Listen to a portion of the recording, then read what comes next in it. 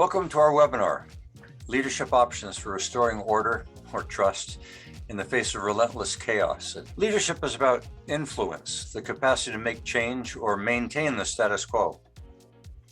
Under circumstances of an immediate existential threat, leaders are expected to take action, to command without consultation. Consider the fear of a pandemic or of a famine or of the threat of a nuclear annihilation. Otherwise, in the absence of an immediate existential threat, to initiate change, that is some form of consultation with the leader's constituency, which is the source of power and influence, is expected. I emphasize some form as the options for consultation are many, ranging from an election to a commission, a study, even just a walkabout. To violate the principles of consulting in the absence of an imminent threat is to risk losing leadership, the power to influence. Now comes the really tricky part for public leadership. When does chaos become an existential threat? Think protests, such as the convoys in Ottawa and the occupiers in Seattle, or COVID captives in Shanghai and insurgents in Washington, freedoms threatened and tanks invading the Ukraine. Since fear can be created, such as through fake news, is it ethical for a leader to instill fear in the interest of stirring up the sense of there being an existential threat and therefore warranting, commanding action without consultation, possibly in the interest of accumulating even more power? Throughout our year-long series of webinars, we've been exploring the sources and forces of change, the threats and opportunities contributing to public fear and chaos, uncertainty, and the erosion of trust. Public health, as with COVID and associated mandates. Security, as with ransomware. Artificial intelligence and data surveillance, the war, inflation, supply chain disruptions, and induced food, energy, and computer chips shortages.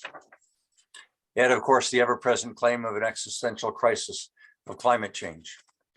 Typically, the impact of most interest to us has been the concrete impact on the economy. Of lesser interest has been the softer impact of fear on social cohesion and trust.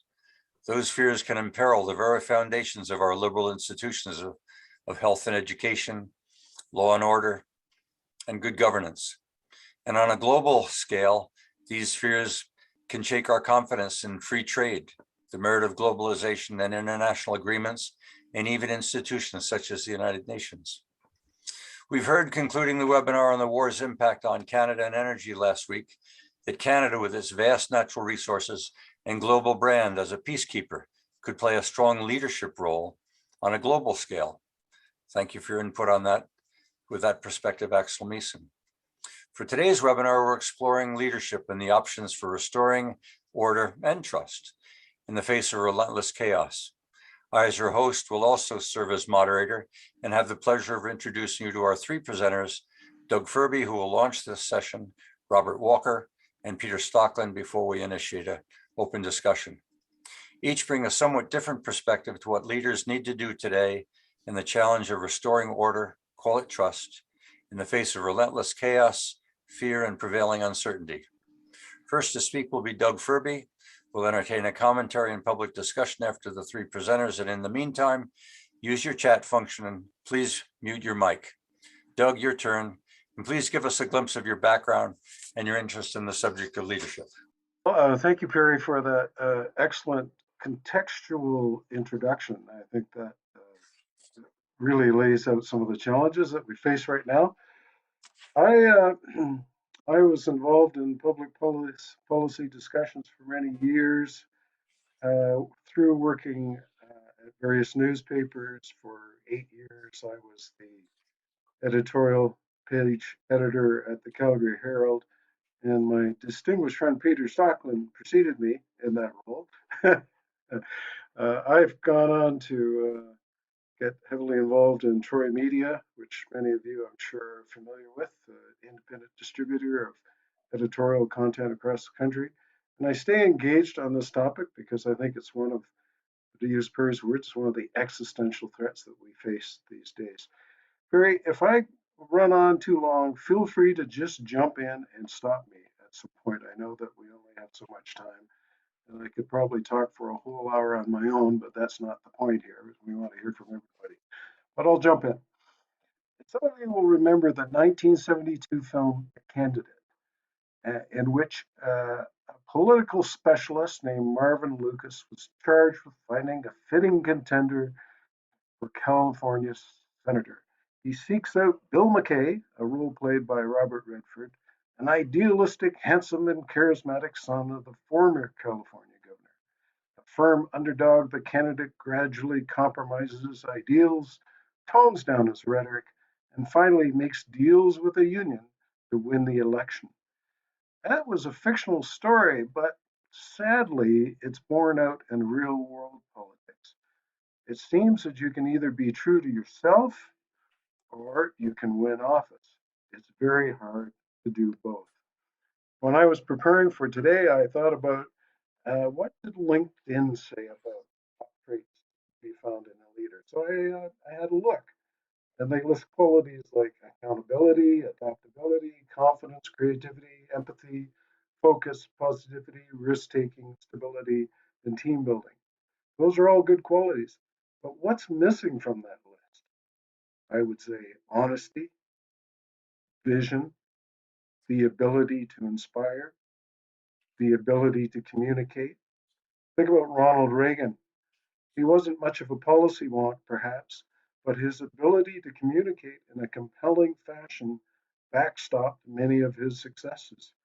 Who could ever forget Mr. Gorbachev? Tear down this wall. Compare that to the gibberish we hear from many of our current political leaders. Scripted answers written by backroom staff that effectively evade answering whatever question was posed. Great leaders, in my view, are not afraid to speak provocatively and ad lib. Think of Trudeau Sr., just watch me, or Ralph Klein when he was asked by a reporter on the eve of his first election as premier whether Albertans were ready to elect an alcoholic. He reportedly answered, "We're about to find out." You don't see that these days. Good leaders are not gods, they're not perfect people. I'm a fan of Winston Churchill, and as you know, in his early days, he had a mixed record for his leadership. He was blamed, for example, for the disastrous raid on Gallipoli in World War One. A lot of leaders don't appear to be great leaders until their moment arrives. For Churchill, it was his foresight on Hitler's rise, and then his steadfast resolve in standing up to a daunting enemy. Vladimir Zelensky, his approval ratings were very low until Russia invaded Ukraine. Then his courageous stand transformed him into an inspiring leader. Think of some of the great world leaders: Churchill, Gandhi, Mandela, Martin Luther King Jr., Havel, Zelensky. Where are the Canadian leaders? Well, about nearly 20 years ago now, CBC held a contest, the greatest Canadian. And who was chosen? Tommy Douglas. And arguably, he was a great leader. They also ranked Pierre Trudeau very highly. Not a popular guy in our province for good reason, but he was decisive. And I would argue at the provincial level, you should look at names like Joey Smallwood and Ralph Klein. What's missing in this list? There's been no federal leader who would be considered capable of fulfilling all of those requirements since Trudeau retired in the 80s. Political leaders are not unlike corporate leaders. Many of the same qualities are required. In 2016, Forbes magazine participated in something called the Potential Project, and it was a 2-year study of 35,000 leaders, corporate leaders, around the world. A Gallup poll done for that study found that only 18%, 1 in 5 managers demonstrate a high level of talent for managing others. That means 8 in 10 managers aren't very good at leading people. I wonder whether politicians are much different than that. That same study found that the qualities organizations select for and reward: ambition, perfectionism, competitiveness, are the very ones that are unlikely to produce leaders who are good for long-term organizational performance. In other words, leaders who get ahead are the ones who are good at kneecapping the competition. I guess one could think of Jason Kenney and his strategies to beat Brian Jean for the UCP leadership as a case in point. The potential project study also found that many leaders, when they start to feel powerful, their more benevolent qualities like empathy start to decline. In other words, power corrupts. Think of the senior Trudeau again, or for that matter, Stephen Harper, and both of those leaders' tendency to centralize power in their respective offices. So the question is, what do we need in a leader today? To me, the answer is the same as it has been for the ages, and it includes the qualities that I talked about a few minutes ago. They also need to be on Twitter, apparently, and embrace other forms of new technologies. But first and foremost, they must be grounded in their values, be open, honest, transparent, and they must be willing to put people's interests ahead of their parties or their own. There's one thought I'd like to leave you with in these opening comments, and it's some disturbing research uh, by the Edelman organization, which annually does its trust barometer. Some of you are likely familiar with that. In the most recent report, uh, it looked at the trust in corporate leaders and political leaders around the world. And one of the questions that was asked when they did their study was, do you believe you have been purposely misled by your government leaders? 58% of the respondents, 6 out of 10 people, said yes, they do believe they were misled by their government leaders.